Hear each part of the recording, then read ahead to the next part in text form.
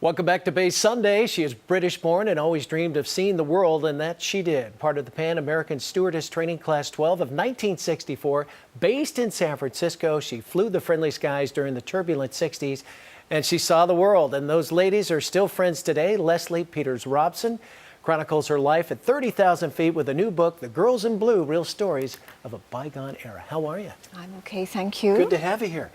Well, you still stay in touch with all the ladies, don't you? Absolutely, and we are unique in the history of the airline because we are the only class, from talking to all the other stewardesses who have stayed in close touch.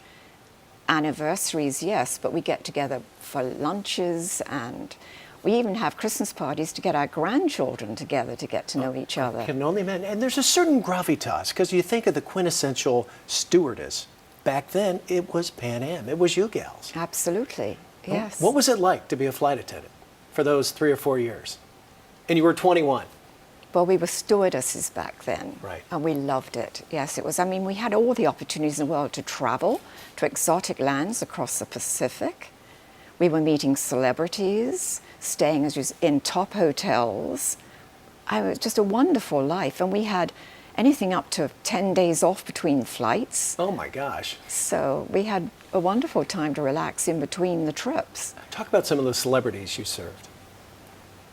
Well, the one that really excited me the most was Ringo Starr, because I'd only been flying 6 weeks. I was 21 years old. And I was told that Ringo Starr would be on the airplane, and this was in the height of Beatlemania. And I thought, Ringo, oh my gosh, I can't believe it. And there I saw him coming up the ramp and through the door, and my heart was going crazy. And he sat down in first class. I was the only English person on the flight crew. And they said, you've got to sit down and talk to him. And I said, no, I can't. It's not allowed. Because we weren't supposed to initiate conversation with celebrities. And they literally pushed me down the aisle. And I had no choice but to plop into the seat next to him. And that you did. And he looked shocked, and I looked shocked. He was as shy as I was, but I sat there. We had a wonderful conversation for 15 minutes. My gosh. Ringo Starr of the Beatles, I know. I was just unbelievable. How about one of your fondest memories outside of that? Fondest memory? Yeah. Well, I have to say probably meeting my husband. And you know what? He's sitting right over there. Good he call. left for Vietnam. Yes. And so he was on one of the flights? No, I met him through a stewardess friend of mine. Ah. Who actually, I'd come in from a London flight, and those was 12 hours plus. I was exhausted. She'd left a message saying, you've got to come over and meet this fellow. He's leaving for Vietnam the next day. So I was so exhausted. I said, oh, I can't be bothered. I'm going to bed. Ignored the phone call. Next morning, she called me furious because I hadn't called back. She said, you've got to come over, if anything, to make a foursome for dinner. So reluctantly, I went over to her place, and I opened the door of her apartment, and who was standing there but this young naval officer, and it was like, oh my gosh. Wow. Anyway, we met 8 months later in Vietnam. He managed to get a flight into Saigon at the same time our flight was landing, in the middle of a monsoon rain.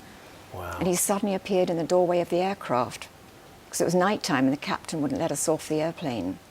So Dan talked the captain into letting me off the airplane so we could talk in the cafeteria, which literally had been bombed the week before. Oh, wow. And then they were boarding the troops back on the plane.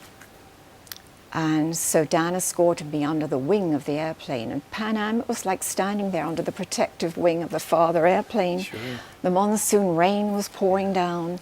And you could see the flares from the bombs going off around the perimeter of the airfield. I got to cut you right there. We're out of time. But the book is amazing. Some unbelievable stories, and all the best. Thank you so much. Thank you. You and the ladies. I think 6 still live here in the Bay Area, right? Yes, they do. We're out of time, folks. The book is right there. If you'd like to see it, you can buy it at Amazon. Have a good week. We'll see you next week right here on Bay Sunday.